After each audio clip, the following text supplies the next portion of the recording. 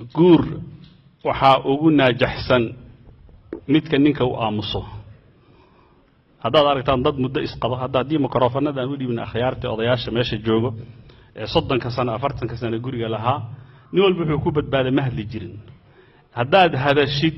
oo wax walbaba kelmad aad ku jawaabid oo jawaab ay ka soo horeyso guurkaas ma socdo walaalika waxa ugu wanaagsan ee dumarka lagu la dhaqmo waa la aamusa waa la dhageystaa un kaliya dhageysiga tirada badan adna stresska iska dajinaysa iyaduna biidillah subhanahu wa ta'ala kalimadeeda sheeganaysa halka kaliya marka lagu wadi karo waxay dhahan anjax zawaaj ee binaadamka dhexmara waa ma yulaazimuhu zawju samta intu aamusan yahay buu gurigaasu uu dhaqaaqi kara biidillah subhanahu wa ta'ala marka guur laga hadlo badana anu waxaan dareemaa odayaasha un baa dhaqdhaqaaqa kursigu la ruxruxdaa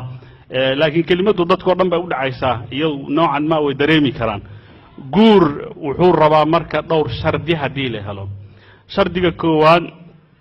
ninka ragga ah hadii uu guursado waa inuusan gabadha ku mashquulin labo hadduu guursado guriga waa inuusan noqon guri rucbi ama tarar uu ka jiro maantana hanjabaado ay jirto saddex guriga waswaaskan waa in laga daayo shuqulada Yurub loogu yimid shan waa inuusan qofka isagu nafsadiisa uu ka fakirin ee lamaanaha uu la joogo uu ka fakaro talixaad mas'uuliyad inuusan ka baxsan lixda qodob waxay ku salaysan yihiin age bay ku salaysan da'da dadka meesha fadhiya marka badana waxa la heli jiray dhalinyarada uu kaliya laakiin qof kasta da'da 20 jir ilaa 70 jir fariintan baan gudbinayaa waxay tiri gabadhii oo dardaarmaysa waxay tiri hooyo haddii aad guursanaysid 20 jir ogow aduu kugu mashquulaya ma guriga kama baxay aduu kama ka dhamaanayo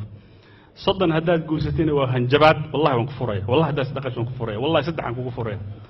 أفرت أن ما دام جورك وكذا هو وسواس بديه يلا صو هذا الشيء هل كتمت أنت كصاد هذا